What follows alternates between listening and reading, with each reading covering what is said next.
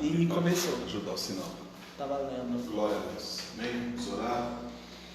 Soberano Deus, eterno Pai, Deus amado, Deus querido, te louvamos, Senhor, pela tua presença nesse lugar, te agradecemos, Senhor, pela oportunidade de estudar, Senhor, a tua palavra, de aprender, ó Pai, do teu reino, que os teus ensinamentos, Senhor, nos ajude a permanecer de pé. Manifesta, Senhor, a tua glória nesse lugar, abra a nossa mente, o nosso entendimento, visita, Senhor, os teus filhos, meu Pai, que vão estar acompanhando, Senhor, esse ensinamento de casa, abre a mente, abre o entendimento, tira, Senhor, toda a barreira, todo empecilho, toda a divisão, toda a distração de mente, para a honra e glória do teu santo nome, ó Deus, manifesta o teu poder e a tua vontade, é o que nós te pedimos e te agradecemos, em nome de Jesus, amém? Graças a Deus.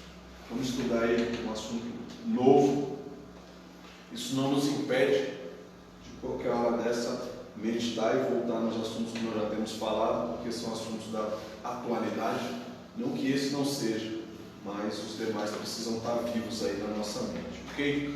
Página 29 da apostila de número 1, tá? O tema do ensinamento é consequências de escolhas erradas. Às vezes a gente pensa que, eu aceitei a Jesus, e aí eu fui perdoado, Deus perdoou os meus pecados, Deus perdoou as minhas transgressões. Isso é sem dúvida, isso é o que a Bíblia diz que acontece. Verdadeiramente Deus perdoa. Porém, existem consequências de atos em que fizemos de escolhas erradas.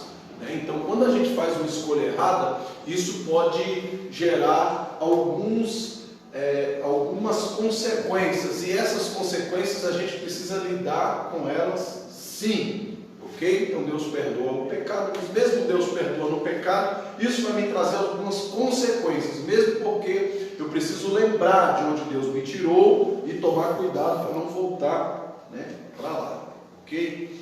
E diante desse assunto, às vezes a gente pensa, a gente costuma olhar sempre para o outro e dizer, mas fulano errou aqui, ciclano errou ali. Mas às vezes quando nós mesmos erramos, às vezes é difícil de conhecer, perceber e até mesmo aceitar, que erramos. E o propósito desse ensinamento é nos autoavaliar a nós e entender que se fizermos algum tipo de escolha errada, ou seja, fora da vontade de Deus, isso pode sim me trazer algumas consequências. Mesmo eu sendo um grande homem de Deus, mesmo você sendo uma pessoa de oração, mesmo você sendo uma pessoa que ora na madrugada, isso vai trazer consequências para a sua vida, ok? Por que isso? Porque quando a gente faz uma escolha, muitas das vezes, principalmente hoje, o que se leva em consideração? A gente leva em consideração tirar vantagem de algo. Eu fiz uma escolha, por aqui eu vou ganhar mais, por aqui, se é uma escolha de um relacionamento, essa aqui é mais bonitinha, essa aqui é mais bonitinho, a gente vai por aquilo que vai nos favorecer, aquilo que vai trazer algum benefício a nós. Essa porta de emprego aqui paga mais, mas de repente esse a mais que você vai receber vai te pôr em uma situação de risco às vezes maior, não é assim? A empresa é obrigada a pagar pelo risco de periculosidade. Se é um serviço mais perigoso, a empresa ela precisa pagar uma porcentagem em cima disso, para que você trabalhe consciente que você está tendo um risco de sofrer um acidente, ou de, ao longo do tempo, perder a sua audição, ou até mesmo alguma outra deficiência no seu corpo por consequência daquele trabalho. Mas isso nós estamos falando do físico e o espiritual.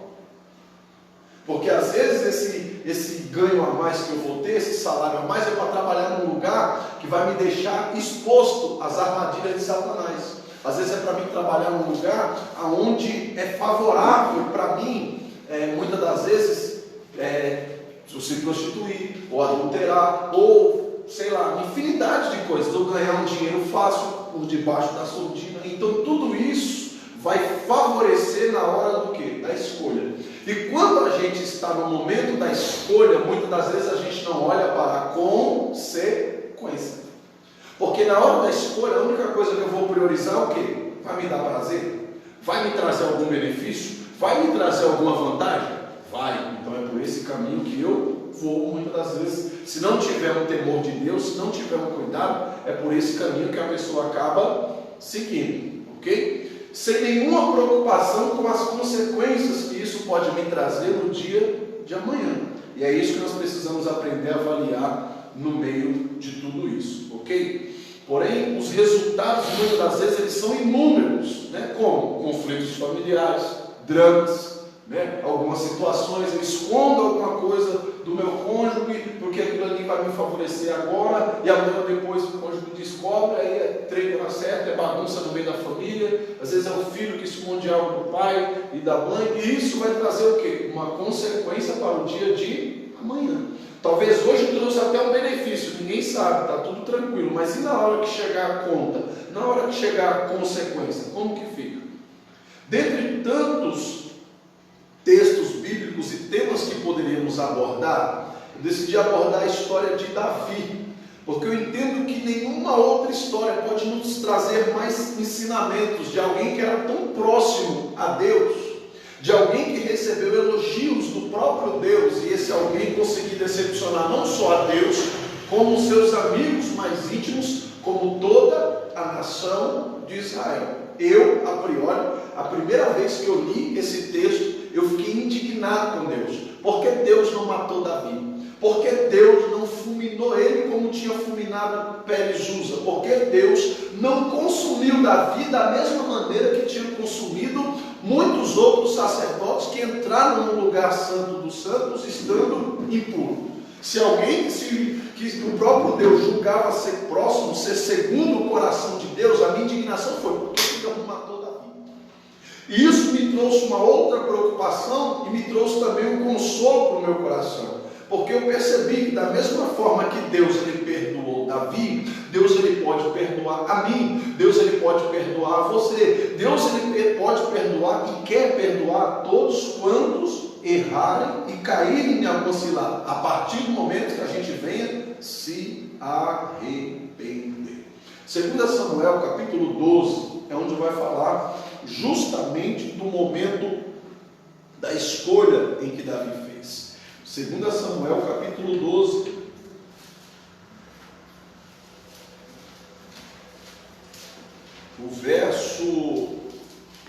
a partir do verso 15, a partir do verso 15, já vai nos mostrar a consequência. O capítulo 12, expressamente, é o capítulo quando o profeta ele vem até Davi, trazendo a situação, trazendo a resposta daquele seu pecado. Mas a Bíblia diz no capítulo 11, perdão, 2 Samuel, no capítulo 11, é quando Davi ele decide cair no seu pecado, ou ele decide então fazer essa escolha errada. Capítulo 11 de 2 Samuel: e aconteceu que, tendo decorrido um ano, no tempo em que os reis saem para a guerra, e enviou Davi a Joabe e seus servos com ele, e todo Israel, para que destruíssem os filhos de Amon e cercassem a Rabá. Porém Davi ficou em Jerusalém. E aconteceu que, à hora da tarde, Davi se levantou do seu leito e andava passeando no terraço da casa real, e viu do terraço uma mulher que estava tomando banho, e era essa mulher muito formosa à vista. E enviou Davi e perguntou por aquela mulher, e disseram: porventura não és Betseba, filha de Eliã, mulher de Urias, o Eteu? Então enviou Davi mensageiros e mandou trazer. E entrando ela a ele, se deitou com ela, e já se tinha purificado da sua imundície. Então voltou ela para a sua casa, e a mulher concebeu e enviou e fez saber a Davi, e disse: pelejada estou. Então Davi disse a Joabe, dizendo: envia-me a Urias o Eteu. E Joabe o enviou Urias até Davi. Mas, pois bem, a história segue, mas até esse momento a gente percebe que Davi agora ele faz uma escolha, né? A Bíblia diz que ele viu lá da janela do seu palácio, ele passeando. Já tinha um ano que os reis foram à guerra, tinha um ano que era para Davi estar pelejando, era para Davi estar na guerra, e Davi estava onde? Em casa. Por que o inimigo não veio até Davi no primeiro dia que ele decidiu ficar em casa? Por que o inimigo não veio no primeiro mês, no segundo mês, no terceiro mês? O inimigo esperou passar um ano. Por quê? Porque o inimigo tem a paciência que nós não temos. A gente quer as coisas para ontem. O inimigo, o diabo, o perseguidor das nossas almas, ele sabe muito bem esperar o momento certo. Ele viu Davi no primeiro dia que Davi não foi para a guerra. Davi não foi guerrear, mas Davi estava orando por aqueles que foram guerrear. Segundo dia, primeiro mês, segundo mês, Davi não tinha ido à guerra, mas ele estava jejuando por aqueles que estavam na guerra. Davi continuava buscando e tendo a sua amizade para com Deus. Mas passado um ano, Davi já não ia mais orar no templo. Passado um ano, Davi já não se levantava mais para orar de madrugada. Passado um ano, Davi já não se dedicava a Deus quando se dedicava antes. O inimigo agora olha e diz: chegou o momento. Foi exatamente nesse momento que o inimigo agora se apresenta para Davi. Davi ali passeando pelo terraço do seu palácio, dezenas de vezes Davi já tinha passado por ali, e nunca ele tinha se atentado para o horário daquela mulher se banhar. E se aquela era uma mulher casada, ela sabia que aquele lugar dava vista para o palácio, por que ela dela se banhar? Nós percebemos que o inimigo estava trabalhando não tanto na vida de Davi, mas o inimigo já vinha trabalhando também na vida de Betseba. O inimigo já vinha preparando uma situação, o inimigo já vinha preparando o momento, mas Davi ele tinha em suas mãos a escolha. O diabo ele pode preparar a armadilha que ele quiser para mim e para você, mas todo momento, eu e você temos a decisão, nós temos a escolha. Nós temos uma arma para destruir qualquer ferramenta do diabo. Isso já foi dito na palavra de Deus. Deus nos deu uma coisa maravilhosa, uma ferramenta para destruir, para desmontar qualquer armadilha que o inimigo colocar diante de nós. Que ferramenta é essa, pastor? A escolha. Eu escolho o pecado. Eu não sou forçado a pecar. Então o inimigo, o que ele faz? Ele prepara situações para que nos leve ao pecado, mas todavia Deus nos dá uma ferramenta. Deus nos dá a ferramenta da escolha. E aí nós podemos então escolher se vamos entrar na armadilha, se vamos cair nessa armadilha, ou se mais uma vez nós vamos lutar e desmontar a armadilha que o inimigo colocou diante de nós. Então não tem essa, eu caí na armadilha. Ninguém cai na armadilha do diabo, a gente entra. Eu caí, caiu não, você escolheu cair, você escolheu entrar na armadilha do diabo, porque ninguém cai na armadilha, porque a Bíblia diz que Deus, ele todavia avisa os seus santos, Deus todavia, ele toca, ele mostra, ele direciona. Se Davi estivesse na guerra, Davi não tinha caído nesse pecado. Deus, quando chamou Davi, disse o que para ele? É para você estar na frente do povo.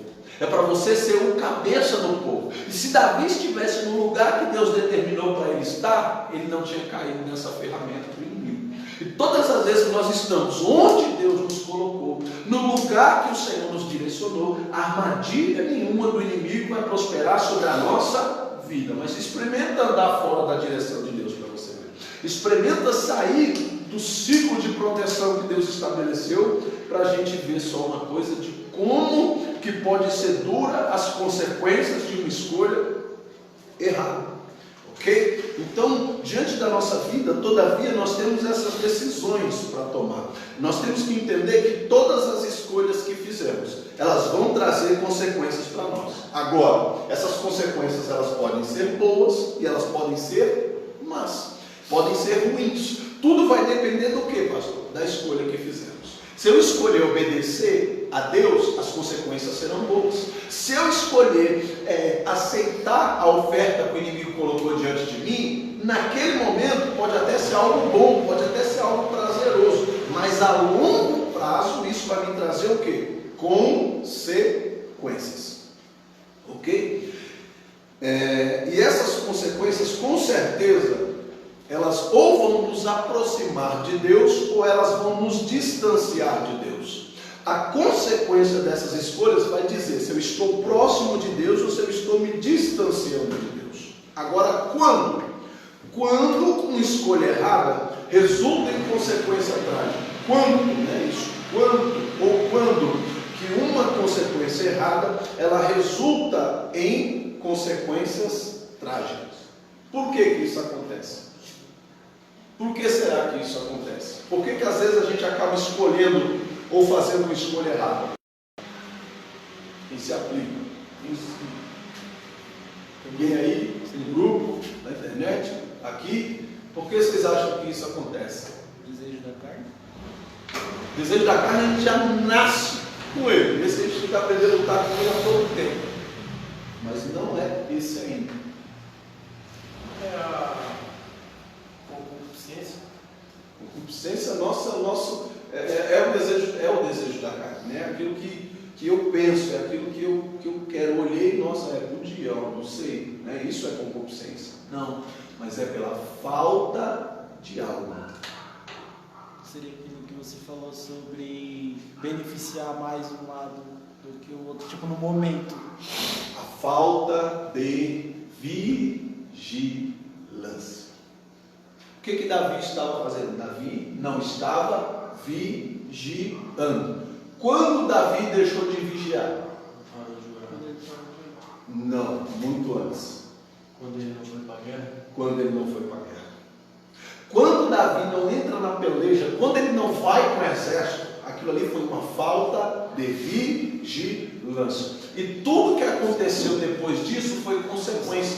Davi se distanciar de Deus foi consequência da falta de vigilância. Davi cair na armadilha do inimigo foi consequência da sua falta de vigilância, que por outrora era consequência da sua desobediência a Deus. Tudo que aconteceu depois na vida de Davi foi consequência do quê? Da falta de vigilância. Então eu já entendo que a falta de vigilância, olha o perigo que a falta de vigilância pode me trazer como consequência. Você está entendendo? Aí a gente pensa que acabou aqui, a gente vai examinar a vida de Davi, mais para frente acho que a gente vai entrar nesse assunto das consequências. Enfim, nós vamos ver que as consequências elas vão além. As consequências elas vão além do profeta entrar e repreender Davi. As consequências vão além dele ter que matar um amigo. As consequências vão além de tudo isso. E até os últimos dias da vida de Davi a gente vê ele envolvido nas consequências desse ato. Tá? Mas nós vamos ver ali aos poucos. Certo? Então, a falta de vigilância nos leva, né, ou direciona a pessoa a quê? A queda espiritual. É o primeiro ponto. Né? A falta de vigilância e a queda espiritual. A falta de vigilância, ela faz uma ponte direta. Né? Ela leva a pessoa direto. Para quê? Para a queda espiritual. Né? A pessoa vai, sobe, né? Quando ela tem a falta de vigilância, dá aquela impressão de que se está subindo, de que se está ganhando vantagem, de que está tudo bem. O inimigo ele traz essa sensação. Quando você está na falta de vigilância, o inimigo faz você se sentir o máximo, ele vai fazer você se sentir o melhor de todos. Só que logo depois dessa sensação, é igual aquele brinquedo, né? Turbo Drop lá do Hop Harry, enfim, esse brinquedo lá desses pais que te leva lá em cima, e quando você tem aquela sensação de que, nossa, que legal, o negócio despenca de uma vez, parece que não vai parar mais. É exatamente essa sensação que a falta de vigilância traz a nós. O inimigo ele vai te fazer se sentir o máximo, o maior, ele vai te levar lá em cima. E depois que você admira tudo isso, que você fala, nossa, que legal, agora é um poço sem fundo. O problema é que a gente só percebe quando está no fim da queda, quando parece que a gente vai se espatifar lá embaixo, quando parece que não tem solução mais nenhuma, que aí se Jesus não tiver misericórdia, estender a mão e dizer, eu vou te levantar de novo, a pessoa realmente não se levanta mais. É por isso que é nítido, né? E é muito comum a gente evangelizar alguém, a pessoa dizer o quê? Eu não tenho força. Qual é a sensação que a gente tem quando está em um desses brinquedos, que está despencando? Qual a sensação que você tem? Eu não sou capaz de parar esse negócio. Eu não vou conseguir sair daqui. Eu não vou sair com vida. É exatamente essa sensação que o inimigo coloca no coração dessas pessoas. A pessoa começa a se sentir incapaz de sair daquela situação. A pessoa começa a se sentir incapaz de sair daquele momento. A pessoa começa a se sentir presa naquela situação e parece que aquilo nunca vai ter um fim. Ok? Então, atitudes espirituais apáticas, né? ou atitudes espirituais, a falta de vigilância falta de oração, tudo isso, né? Ou seja, a falta de oração, a falta de leitura bíblica, a falta de interesse pelas coisas de Deus, elas já começam a denunciar. Denunciar o que, pastor? A falta de vigilância. Quando essas coisas acontecem, pastor, mas eu não tenho vontade de orar. Irmão, você não vai sentir vontade de orar até você forçar o negócio. Você não vai sentir vontade de ler a Bíblia, de estudar, enquanto você não se forçar a isso. Quem de nós tinha vontade de ir para a escola quando era? Não tinha, mas o pai e a mãe estavam lá e você vai estudar. Certo? Até que alguns de nós, não todos, mas alguns de nós pegam gosto pela coisa e vai e começa a ir por conta própria. Tem outros que não, levam a vida inteira amarrado, arrastado, porque sabe que tem que ir. Então no mundo espiritual não é a mesma coisa. O papel do Espírito Santo não é por vontade de mim e de você de ler a Bíblia. Isso tem que ser um desejo meu. Isso tem que partir de dentro de mim. O Espírito Santo não vai pôr em mim vontade de orar. Isso tem que partir de... A necessidade é de quem? Do Espírito Santo? A necessidade é minha. Quando a gente está com falta de dinheiro, o que a gente faz? A gente vai trabalhar, ou vai procurar um novo emprego, ou vai entregar currículo. A gente se movimenta, a gente se mexe, faz alguma coisa para mudar a situação. Agora eu estou com falta de oração, eu vou esperar o Espírito Santo põe em mim a vontade de orar. Vai morrer sem orar. A verdade é essa. Vai cair na armadilha do diabo. Por quê? Porque esse não é o papel do Espírito Santo. Qual é o papel do Espírito Santo? Convencer-nos do pecado, da justiça e do juízo de Deus. O Espírito Santo já me convenceu do meu pecado? Já. Eu já sei as consequências que tem eu não ser obediente a Deus? Sei. Acabou o papel do Espírito Santo na minha vida, irmão. A partir daí ele só vai me dar alerta, dizer, toma cuidado, esse caminho está errado. Não é por esse caminho que você tem que andar. É só isso. A partir daí, precisa ter uma força de vontade minha, uma força de vontade sua, para a gente continuar caminhando e buscando a Deus todo o tempo, ok? Apesar do texto bíblico enfatizar o pecado de Davi, o texto bíblico direciona diretamente a Davi o erro, direciona diretamente a Davi a culpa. A gente percebe na linguagem do escritor uma certa ira, uma certa revolta.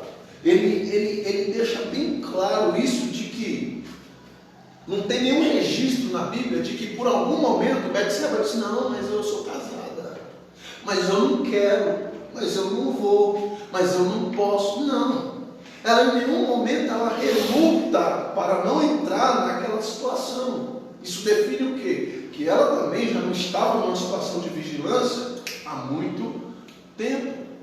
Ela estava já longe do seu esposo há 1 ano, ela estava naquela situação, mas mesmo assim ela tinha suas responsabilidades como mulher de Deus, como esposa do lar, como uma mulher que tinha um compromisso. Ela vem sem pestanejar. O rei está chamando, tá? Eu vou ver o que ele quer. Inocência. Ela já vai, decidida a tudo que o rei mandasse ela fazer. Ela vai numa situação, numa circunstância de se colocar, naquela situação, ou seja, eu estou à mercê do rei. O que o rei mandar é aquela brincadeira, né? O que o mestre mandar eu faço. Em momento nenhum ela pestaneja com aquilo. Então ela teve tanta quanta participação naquela falha, naquele pecado, quanto Davi.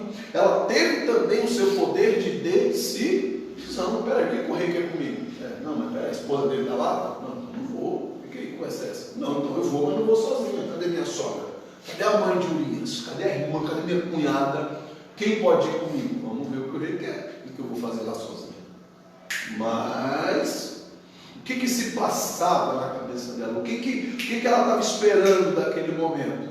Certo? Porque os fatos que nós lemos aqui no verso 11, as coisas vão acontecendo. O rei pergunta quem é a mulher de Urias, o Eteu. Lembra aquele seu amigo que está na guerra? Pois é a mulher dele. Então Davi envia o mensageiro, verso 4, e mandou trazer ela.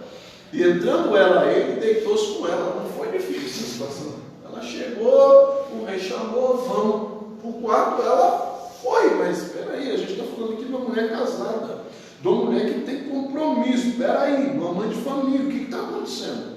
E voltou ela para casa, depois de ter tomado um banho.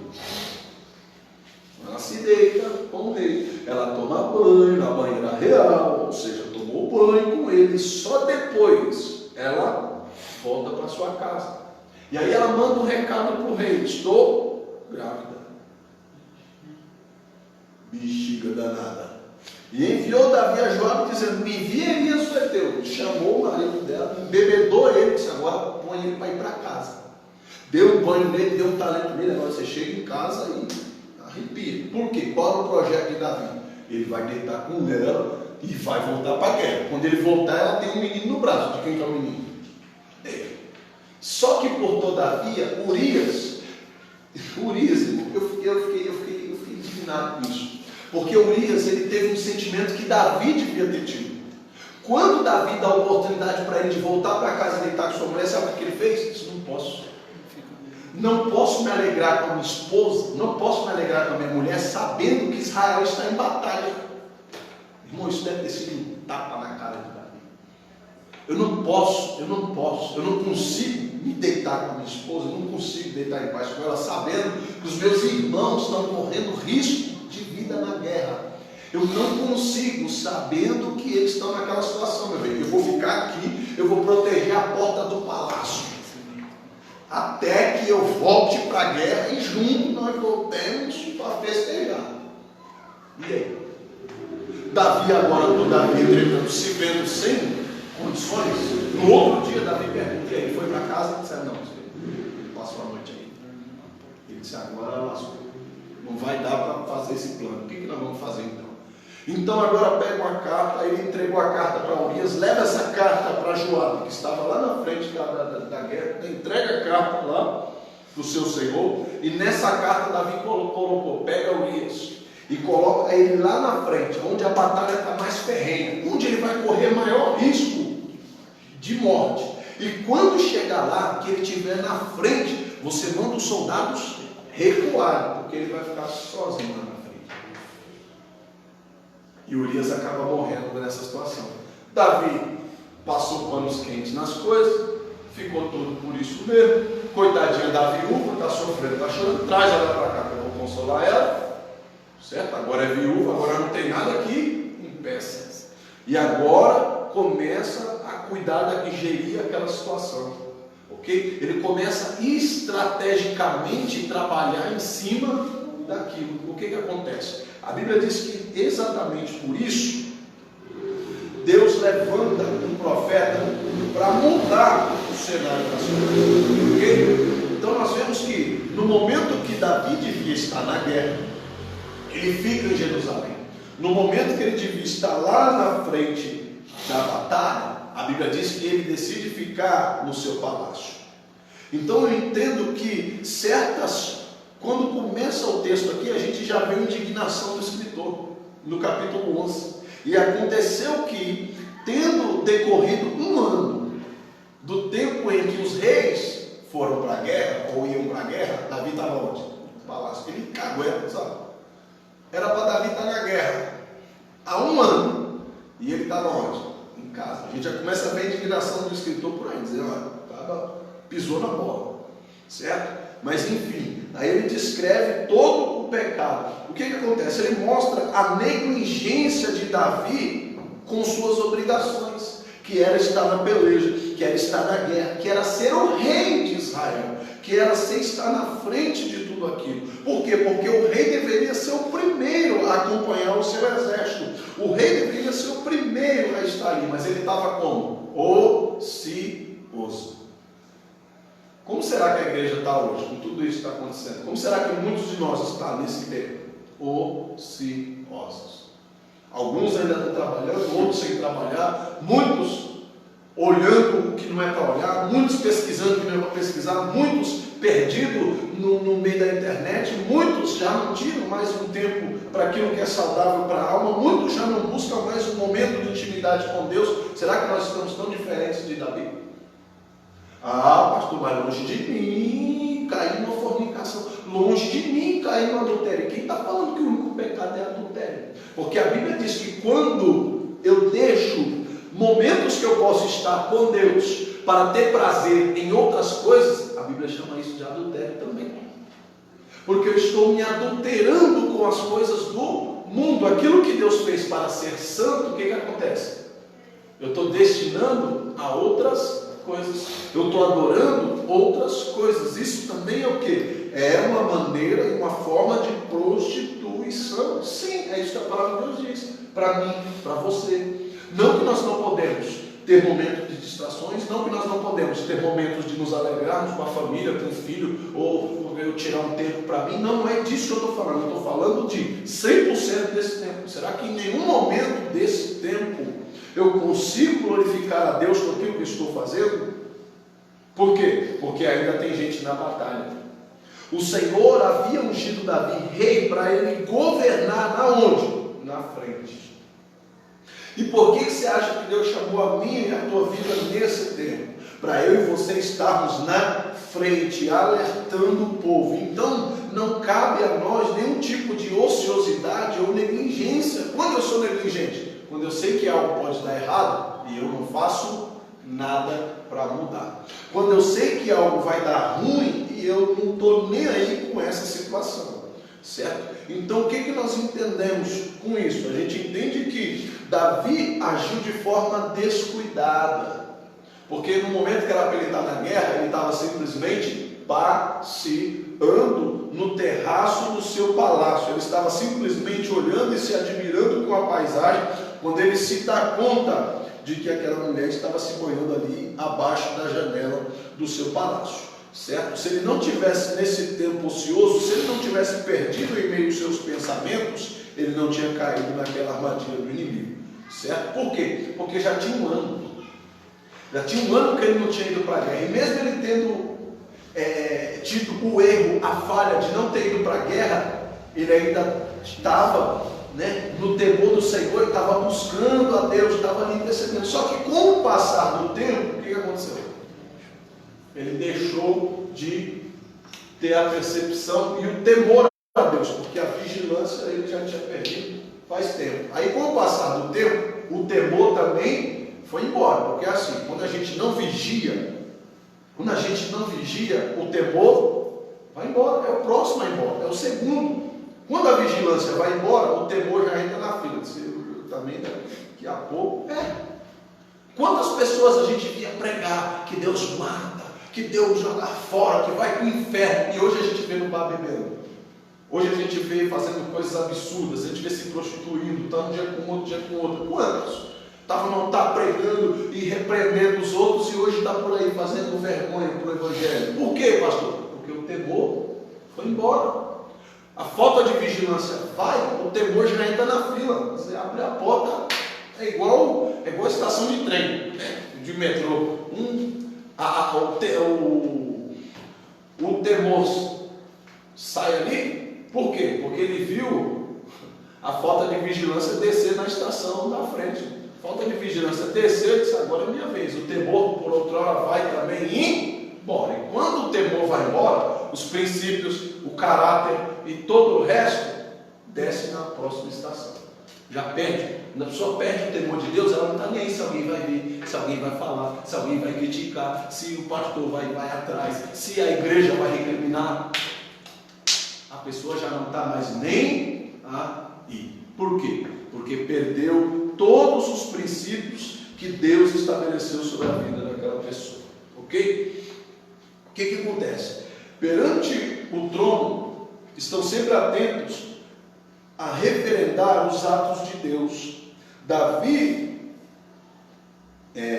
vi e ouvi uma voz de muitos anjos ao redor do trono, dos seres viventes, dos anciões, cujo número eram de milhões, de milhões, de milhares, de milhares, proclamando em grande voz: digno é o Cordeiro que foi morto, de receber poder, riqueza, sabedoria, força, glória e louvor. Página 29. Continuação. Perdão, eu pulei o texto. Página 30. Perdão. Continuação. Olhou Deus e olhou o que não podia olhar e cobiçou o que não era seu. Enquanto os anjos glorificam a Deus, os anjos estão todo o tempo buscando agradar a Deus. Qual era a preocupação de Davi? Ganhar o coração de Betseba. Deus já não era mais importante. O exército que estava na guerra já não era mais importante. O que era importante para ele? Ganhar e conquistar aquela mulher. Mas talvez, página 30, isso seja o quê? Talvez isso seja as grandes conquistas que Deus permitiu a Davi. Por quê? Por que Davi ficou em casa? Porque ele estava desacostumado a perder.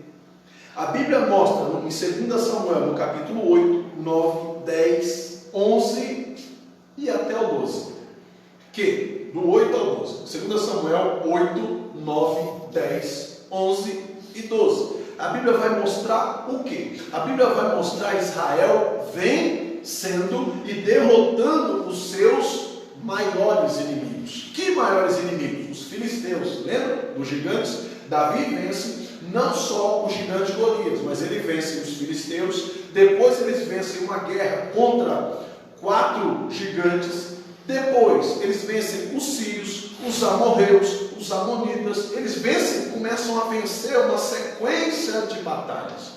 E quando eles começam a seguir e vencer uma sequência de batalha, o que Davi diz? Eu posso ficar em casa. Por quê? Porque eu já estou acostumado a ganhar. Olha aí o erro. Eu já sou forte demais. Eu já prego demais. Eu já faço demais. Eu sou, sabe, eu não preciso. Foi esse sentimento que veio até o coração de Davi. Eu já conquistei. Eu já conquistei a minha posição. Eu já conquistei o meu lugar. E o lugar que Davi chegou, conquistou, isso trouxe para ele uma dada segurança. Muitas das vezes isso acontece com alguém, quando ganha um cargo, quando é promovido, ou na empresa, ou na igreja, enfim. Isso às vezes traz uma sensação de segurança. E quando nós estamos nessa sensação de segurança, é o maior problema. Por quê? É exatamente nesse momento que os acidentes acontecem. Quem nunca viu, né? A pessoa está lá trabalhando e diz, meu cuidado, não, isso aqui é tipo de lei. Meu Deus do céu. Por quê? Porque negligenciou um aviso de perigo. Isso acontece com os crentes? Toda hora. Toda hora o Espírito Santo está dando alerta para nós, está dizendo, olha, cuidado, olha, vigia, olha, presta atenção. Toda hora o Espírito Santo está dando a nós alerta. Mas às vezes por causa da nossa posição, já fui ungido, já fui consagrado, já fui escolhido, já fui chamado, sou eleito desde o ventre. E aí, essa sensação de segurança, às vezes acaba acontecendo o quê? Acaba trazendo a nós um perigo iminente. Acaba trazendo a nós aquelas consequências de escolhas erradas que tivemos ou que tomamos. Certo? Tem alguém por dúvidas aí? Não. Todo mundo com medo, né? Vamos lá. E o conforto que havia alcançado. Ou seja, além da posição de segurança, Davi ele alcançou um certo conforto. Ele ficou tranquilo, porque ele não se sentiu ameaçado. E agora, talvez tudo aquilo tenha subido até a sua cabeça. Nesse momento, o orgulho já tinha tomado conta do seu coração, a ponto de fazê-lo baixar a guarda. Aquela sensação, tudo aquilo que vinha acontecendo, fez Davi baixar a guarda. Fez Davi não se sentir mais com medo. Fez Davi em nenhum momento mais ser empurrado a buscar a Deus e nem sentir medo daquela situação, deixando o quê? De vigiar. E aí entra o versículo lá que o Thales comentou. A carne acabou vencendo, mas a carne só venceu por quê? Porque a vigilância foi embora, porque o temor foi embora. E quando a vigilância vai embora e quando o temor vai embora, aí sim a carne pode nos vencer. Enquanto há temor e vigilância, a carne não consegue nos vencer. Entenda isso. Enquanto há vigilância e temor, a carne não pode nos vencer. Porque o que é a carne? O desejo da concupiscência cumprido. Então, se o desejo vem na minha mente, lá na concupiscência, e eu tenho temor, o que eu vou fazer? Ou eu tenho vigilância, o que eu vou fazer? Vou orar a Deus e repreender.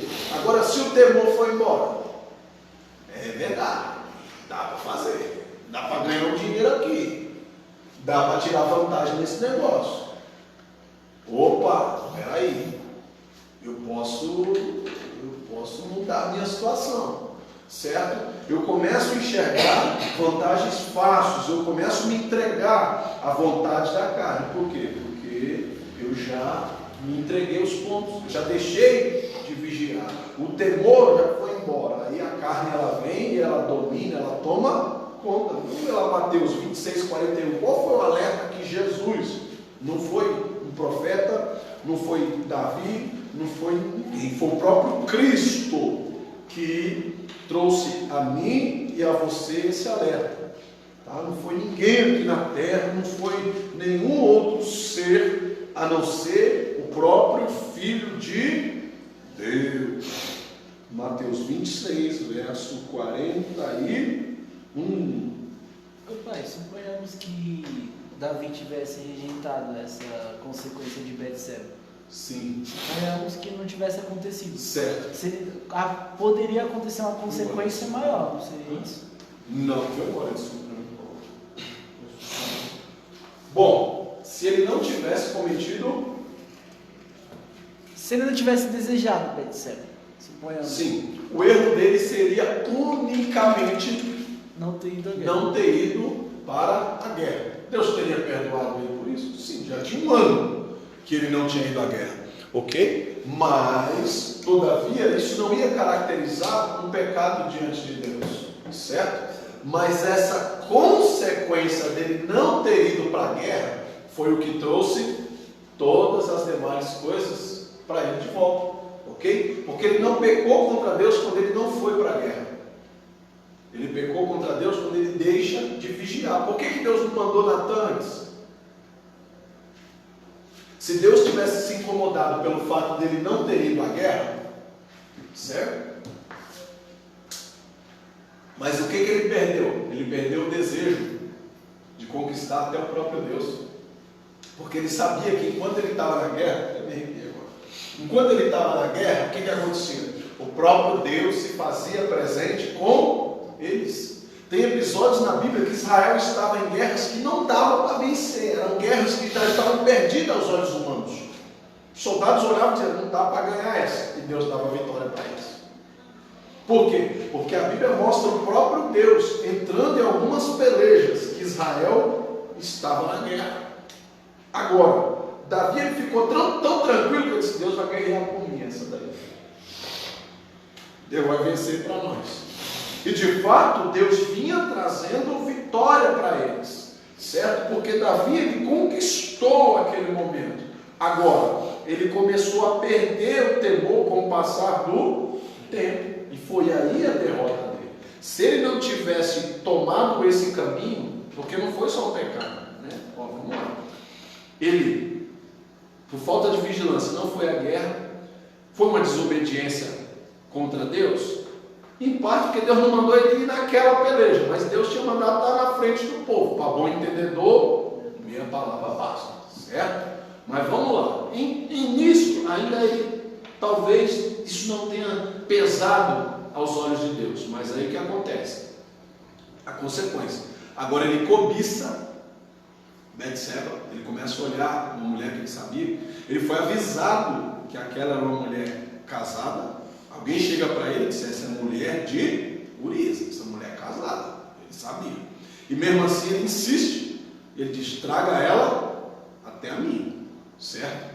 Então aí já entrou a cobiça, né? Falta de vigilância, a cobiça. E aí ele comete um adultério. Podia ter parado por ali, né? É uma mulher, é bonita, é jeitosa, mas é casada, Deus me livre. Posso ter quantas mulheres eu quiser? Posso. Naquela época não era pecado ele ter mais de uma esposa, só que era pecado ele ter uma, ou querer uma que já era casada, ok? Ele podia ter 50 mil mulheres, mas desde que não fosse casado, certo? Tem uma pergunta para você. Fala aí. É da Cida, falou, pastor, e quando algo só está em nosso pensamento? Estamos cometendo pecados também? Sim, a Bíblia diz que a gente peca no pensar, no falar e no agir. Então, quando eu peco, pensei, meu Deus, já estou pecando. Não, se naquele momento que eu pensei o que é errado, eu repreender e dizer, Senhor, tem misericórdia de mim, tira isso da minha mente, eu sou teu servo, me limpa, eu não aceito, Satanás fazer ninho na minha mente, eu repreendi, ok? Eu não estou em pecado, porque a Bíblia diz que Jesus também foi tentado. Então eu não peco quando eu sou tentado. Quando eu peco? Quando eu dou lugar à tentação. Dizer, é verdade, olha, se qualquer dia, se tiver fácil, estiver moscando, se me der bola, certo? O que eu estou fazendo? Eu estou dando lugar para o diabo agir e trabalhar na minha mente. Então eu ser tentado não é o pecado. Qual é o pecado? Eu deixar a tentação crescer, porque a Bíblia diz que quando que é o pecado? Quando ele nasce.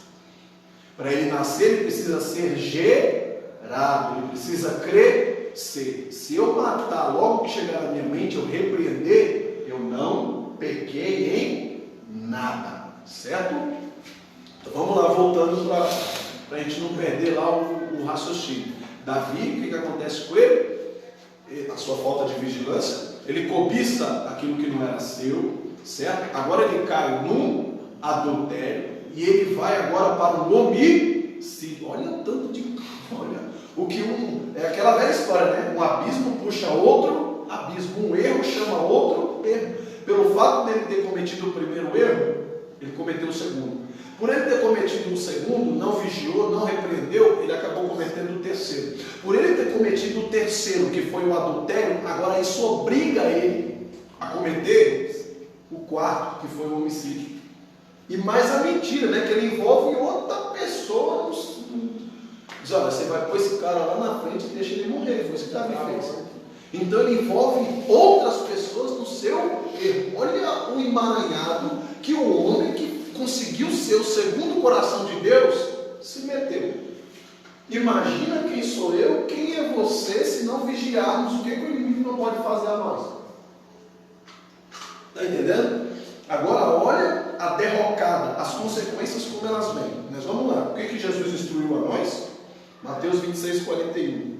Vigiai e orai, para que não entreis em tentação. Na verdade, o espírito está pronto, mas a carne é fraca. A mensagem de Jesus é clara: vigiai e orai. Aí a gente faz o quê? Mas Deus está comigo, eu posso tudo. Pode não, querido. Pode não, querida. Deus mandou o quê? Vigiar. A Bíblia fala que aquilo que está nas minhas forças para fazer, quem tem que fazer? Eu. Deus não vai descer para fazer por mim. Se está nas minhas condições de fazer, eu tenho que ir e fazer. Se está nas minhas condições, eu preciso correr atrás e querer mudança. Porque o próprio Jesus disse: vigiai e orai. E é para orar só depois que vigiar. O problema é que a gente quer só orar, e às vezes não vigia. Mas Jesus mandou o quê? Vigia primeiro e ora depois. Só que tem gente que ora, e ora nas madrugadas, e ora de manhã, e ora à tarde, e ora à noite, mas não vigia. Certo? Era isso que acontecia com os fariseus, é isso que os fariseus fazem até hoje. Ora, de hora em hora, mas não vigia. De hora em hora está com o rosto lá no mundo da lamentação, de hora em hora está ajoelhado orando, mas não vigia, não pratica a palavra, não entra no âmbito da vontade de Deus, certo? Bora lá, 1 Coríntios 10, 12, vai nos trazer ainda um despertar acerca desse assunto de vigilância. 1 Coríntios capítulo 10 e o verso 12, que diz a palavra de Deus aí para nós. 1 Coríntios 10, verso o 12.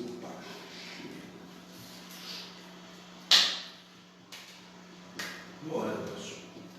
Vamos ler? Aquele, pois, que cuida estar em pé, olhe para que não caia. Foi justamente o que aconteceu com Davi. Deus pôs ele em pé, Deus pôs ele acima de todos, Deus colocou ele no trono de Israel. Mas olha a mensagem de Paulo. Por quê? Foi alguém que Deus levantou também. Foi alguém que Deus pôs lá em cima. Ele diz: olha, agora olhando aqui de cima, eu vejo que o risco de cair é ainda maior. O risco de cair aqui que eu tenho agora é mais do que antes, quando eu estava lá embaixo. Aquele, pois, que está em pé, olhe, não ore. Tem gente que fala errado, ore para aquilo, né? Não é para orar, não, é para olhar. Olhar significa vigiar. Paulo está dizendo a mesma coisa. Aquele que está lá em cima, aquele que Deus levantou, aquele que Deus consagrou, aquele que Deus ungiu, vigia para que não caia. Está aí. Jesus fala, Paulo fala, Pedro fala, todo mundo fala, e às vezes a gente não dá ouvido àquela situação, ok? Vou trazer o vídeo, por favor, para você, que eu acho que isso aí não vai aguentar. Desliga o note daqui, põe no carregador do celular, por favor. Põe o note lá na outra tomada, por favor. Bora lá. Pergunta aí? Ainda? Não. A história do adultério de Davi nos ensina como é necessário cuidarmos da nossa vida espiritual, mantendo constante vigilância para não fazermos escolhas erradas. Davi subestimou a natureza pecaminosa, Davi subestimou aquilo, esquecendo-se de que ainda era pecador e precisava vigiar sempre. Davi, ele se esquece que era necessário uma vigilância. Ele se esquece que, apesar de Deus ter levantado ele permanecia e continuava sendo um pecador e precisava continuar vigiando. Ainda hoje, muitos caem em tentações como Davi caiu, por submeterem-se a perigos espirituais. É aquilo que eu falei. A pessoa já sentiu que não está orando tanto como antes. A pessoa já sentiu que não está naquela mesma pegada e cada dia está enfraquecendo mais, mas não faz nada para mudar essa situação. Isso se chama o quê, pastor? Isso se chama negligência espiritual. Por quê? Porque eu já percebi que eu vou cair, né? O que uma pessoa faz quando tem vertigem na rua? A pessoa começa a passar mal. O que a pessoa faz? A pessoa dá um alerta, diz, olha, peraí, eu não estou legal, me segura, me ajuda, chama uma ambulância, não é assim? E espiritualmente, por que a gente não faz a mesma coisa? Por que a gente não faz a mesma coisa? Ó, não estou legal. A Bíblia manda a gente procurar quem? Os santos. Procura alguém para te ajudar em oração. Procura alguém que vai orar com você. Pede ajuda. Isso vai te ajudar. Se for, tá? Lê? Sim. Qual que é a pergunta aí? O irmão Gerson me perguntou assim, pastor Tiago, me responde aí. Quando ele fala que nossos filhos enviar e não está numa direção certa, e quando caminhamos na direção errada? Não entendi legal essa pergunta, irmão Gerson. Dá um help aí pra gente. Ele vai. Ajuda a gente aí. Quando ele fala que os nossos filhos enviar e não está numa direção certa, e quando caminhamos na direção errada. Tá. Eu acho que eu entendi aqui. Quando Deus fala para a gente direcionar os nossos filhos, às vezes a gente não entende se está na posição certa. A palavra de Deus, ela vai nos direcionar. A palavra de Deus é aquela que vai dizer se realmente estamos no caminho certo. Estou fazendo aquilo que a palavra de Deus diz. Eu estou seguindo os passos que Jesus me ensinou. Jesus faria aquilo que eu estou fazendo. Isso quer dizer que eu estou no caminho certo. Se Jesus faria aquilo que eu estou fazendo, eu estou no caminho certo. Se Jesus não faria, é óbvio que eu estou no caminho errado, certo? Então, se eu fiz uma escolha, mas essa escolha que eu fiz, se Jesus estivesse no meu lugar, ele não escolhesse também, a escolha é errada. Se Jesus não escolhesse a mesma escolha que eu, se Jesus não marcasse essa mesma alternativa, é significado de que eu estou no caminho errado. E muitas das vezes posso estar induzindo os meus filhos também ao erro. Porque, acho que entendi onde ele quer chegar. As consequências dos erros de Davi chegaram aos seus filhos. Eu não toquei ainda nesse assunto, porque nós vamos falar. Está na pauta aí, está para frente. Certo? Mas as consequências desses erros, olha quantos erros Davi cometeu. Além dele envolver essas pessoas no seu erro, ele permitiu, Betseba entrar, ela decidiu pecar junto com ele, já envolveu ela. Aí envolve as pessoas, os servos, que foram lá trazer Betseba, envolve os parentes dela, porque você acha que a mãe dela não sabia? Você acha que sabia, lógico. Ou aí você tem também, quem mais aí? Você tem um soldado lá, que recebeu a carta que Urias levou de Davi e deixou ele morrer mesmo assim, porque se é outro dizia, meu irmão, arruma a mala, vai-te embora para outra terra, vou te dar um conselho. Ah, mas por quê? Irmão, some na vida. Esquece aquela mulher, vai-te embora. É um conselho que eu lhe dou, porque se você voltar para trás, pode ser que a coisa não seja boa para você. Some no mundo. Mas não, se eu matar, também já não vou com a cara dele, ele corre o risco de tomar o meu lugar amanhã ou depois, certo? É vizinho do rei, não sei a coisa que eles têm, qualquer hora dessa ele pode estar no meu lugar, então deixa eu afundar logo esse cara aqui antes que ele me afunda, certo? Então ele também decidiu, olha as consequências, o tanto de gente que Davi envolve nas suas escolhas, o tanto de gente que ele envolve no seu pecado, certo? Então, a história de Davi nos ensina que é necessário cuidarmos da nossa vida espiritual, mantendo constante vigilância e oração para não fazermos escolhas erradas, certo? Porque Davi, ele subestimou o quê? A sua carne, é isso que nós estamos falando. Davi subestimou a sua natureza pecaminosa, ele subestimou a sua carne e ela acabou vencendo ele, ok? Infelizmente, ainda hoje, muitos caem nessa situação. Aprendemos com Jesus que não devemos fazer escolhas semelhantes a essas que Davi fez, pois devemos vigiar e orar em todo tempo, para não cair nas tentações da carne. E aí nós voltamos de novo no ponto aí, escolhas erradas e suas consequências. Porque até agora nós vimos, né, só os erros. Mas em quais consequências isso trouxe para Davi de volta? A decisão de Davi, após olhar para Betseba, mandar buscá-la, deitar-se com ela, cometer o adultério, tudo isso agora vai trazer um kit, né? Vai trazer para ele uma recompensa. E essa recompensa que ele conseguiu, que ele conquistou, é chamada de quê? A recompensa de Davi, no caso, foi consequência. Qual a recompensa que Davi recebe? Qual a recompensa que Davi recebe pelos seus erros, pelas suas falhas? As consequências. Ele recebe isso de volta. Que consequências foram essas? Porque Betseba agora engravida, já tem uma criança ali na história. Que a Bíblia diz que Deus não permite essa criança nascer, o menino morre. E o próprio Deus disse para ele, o menino vai morrer.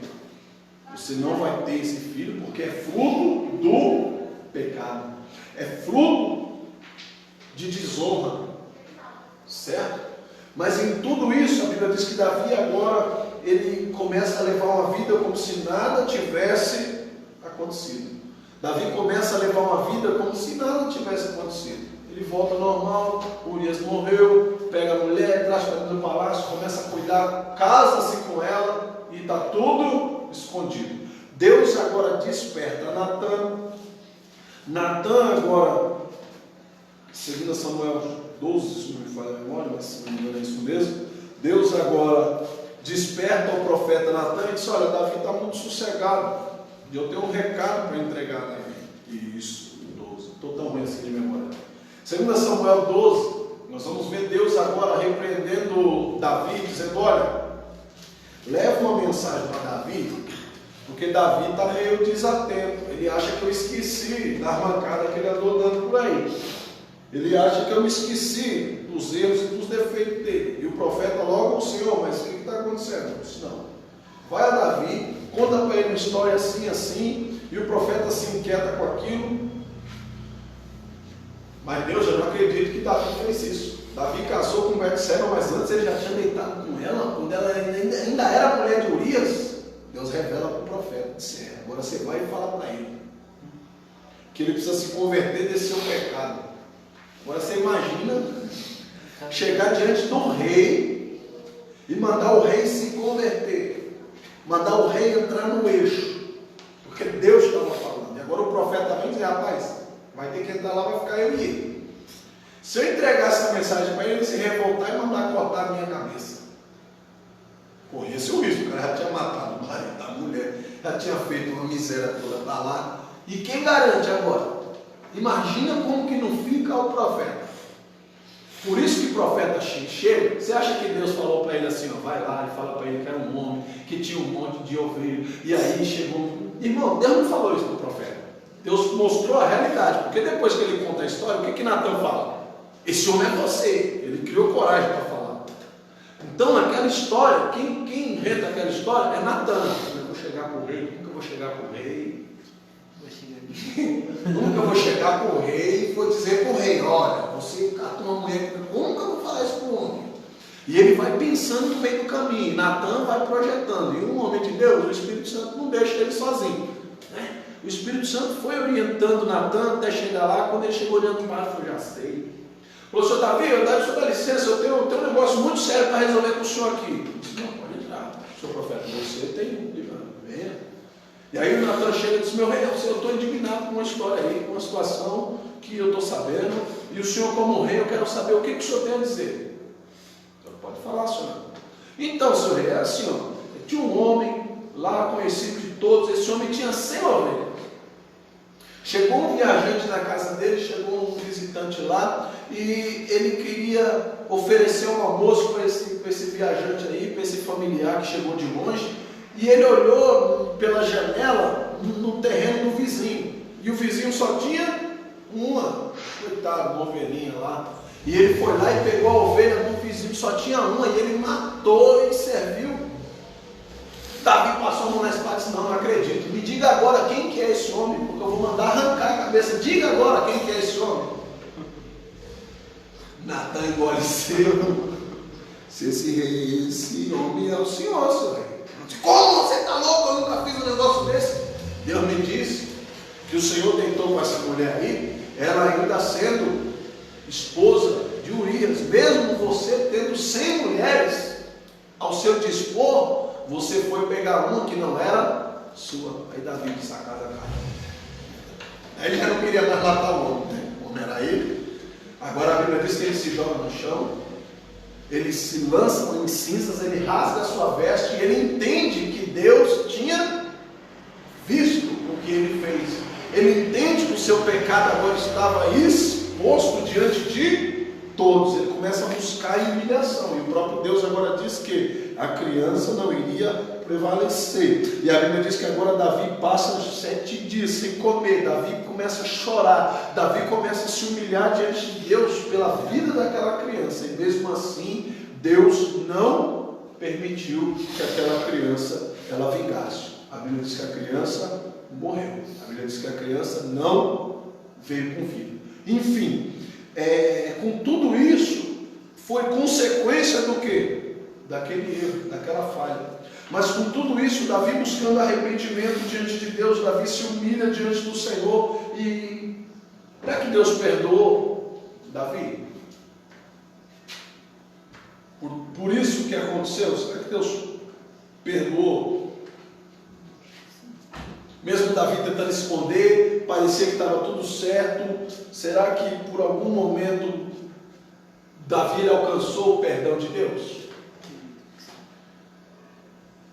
Será que nós temos prova disso, de que houve um perdão de Deus nessa situação? Será que na Bíblia a gente encontra alguma coisa que nos dê base que Deus perdoou Davi?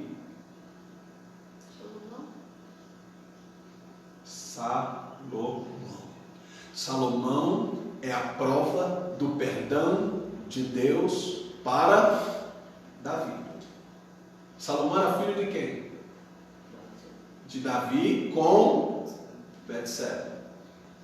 Era filho dos dois, assim como o primeiro, mas o segundo já não era mais fruto do pecado. Por quê? Porque a mulher era viúva, enfim, naquela circunstância, mas foi. E o menino já não era mais fruto de pecado. E quem Deus escolheu para dar continuidade? Deus escolheu para construir o templo. Quem? Salomão. Davi tinha outros filhos. Davi tinha outros descendentes que poderiam dar continuidade no projeto de Deus. Mas Deus escolhe quem? Salomão. Salomão então agora é a prova do perdão de Deus para Davi. Mas será que não teve consequências? Será que não teve situações que mostram que mesmo Deus perdoando Davi, Deus não passou a mão na cabeça dele? Mesmo perdoando Davi, Deus não deixou passar batido. Por quê? Porque na vida as escolhas erradas que fazemos, elas sempre trarão consequências. Sempre, sempre, sempre. Sempre trarão consequências. A curto ou a longo prazo. Aprendemos com a Bíblia. Aprendemos na Bíblia que aquilo que semeamos, isso ceifaremos. Gálatas, capítulo 6, versículo 7. O que o homem semear, isso também ceifará. É Bíblia. Deus, Ele ordena isso para nós. Aquele que semeia na sua carne, na carne colherá corrupção. Mas aquele que semeia no Espírito colherá vida eterna. Gálatas 6, 8. Davi e Betseba semearam corrupção e tiveram que colher as consequências dos seus atos. E isso porque de Deus não se zomba. De Deus ninguém se zomba. Gálatas 6, 7. Os homens podiam ignorar o que Davi e Betseba fizeram, mas Deus, de maneira nenhuma. Todo mundo queria agradar o rei, ninguém queria falar algo que desagradasse ao rei. Todo mundo aceitou o casamento de Davi com Betseba, mas Deus, todavia, não se deixa escarnecer. Deus, por isso, não deixa o pecado deles encoberto, mas os olhos do Senhor estavam sobre eles. Por quê? Eu digo isso porque Deus enviou o quê? O profeta Natan até Davi, para dizer para ele o quê? Você pecou, você errou, você transgrediu.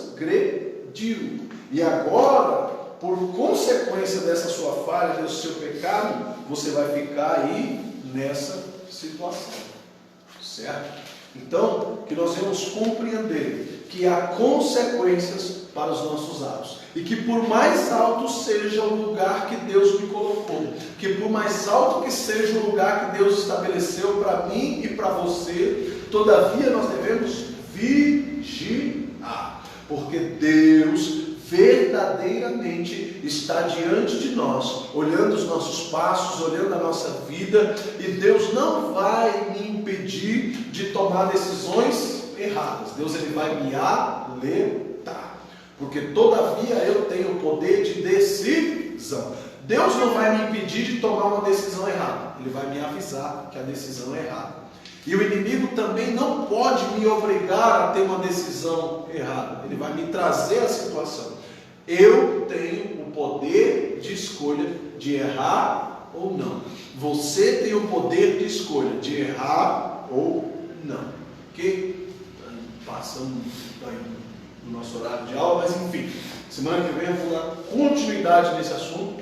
Que nós, essa semana, nós meditemos em vigilância diante do Senhor. Nós vamos observar os nossos atos, pensar melhor as nossas escolhas. Se Cristo não fizer essa escolha que eu estou fazendo, a minha escolha está errada. Se Cristo estivesse no meu lugar e dissesse não para essa oportunidade que eu estou tendo, então a minha resposta também deve ser não, se de fato eu quiser agradar a Deus. Por quê? Porque toda e qualquer escolha, entenda isso e aprenda isso, toda e qualquer escolha, ela vai trazer um pacote que se chama consequência. E dependendo da minha escolha, essas consequências podem ser boas ou podem ser más. Que isso esteja bem claro aí na nossa mente. Ok? Temos pergunta aí? Não? Então nós vamos orar, vamos encerrar. Semana que vem a gente volta aí nesse assunto para a gente discorrer isso com calma, porque é um assunto que ainda tem muita coisa aí para a gente discutir, certo? Isso a gente fala tudo muito hoje, acaba fugindo algumas coisas aí, os irmãos acabam não entendendo bem. Então durante essa semana, irmão, quem puder, olha lá o vídeo, avalia lá, ouça de novo, entenda, tá? Mas um recado aí para os irmãos da Efésios. Quem não entregou a prova ainda, entregar. Quem entregou hoje, entregar até meia-noite, que é o prazo, tá?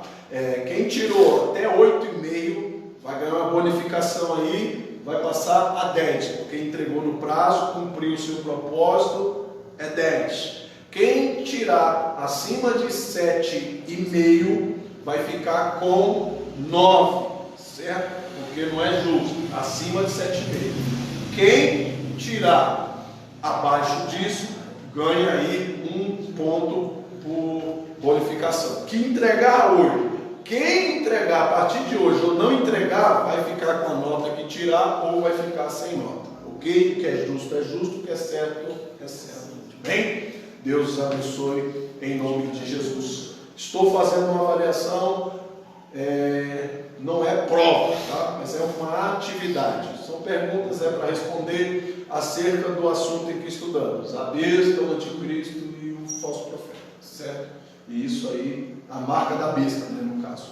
Ok? Então nós vamos ver aí a partir. Eu vou mandar para os irmãos essa semana essa atividade. Certo? Os irmãos aí estejam. Para que isso, pastor? Para vocês estarem lendo a Bíblia, para vocês estarem meditando. Ok? Que Deus nos abençoe em nome de Jesus. E não deixa para fazer em cima da hora. Não deixa. Isso aí é para vocês meditarem na semana, com calma. Responde 2, 3 perguntas.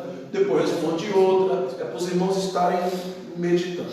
Ok? Deus os abençoe. Vamos orar e agradecer. Tem pergunta aí? Pode fazer.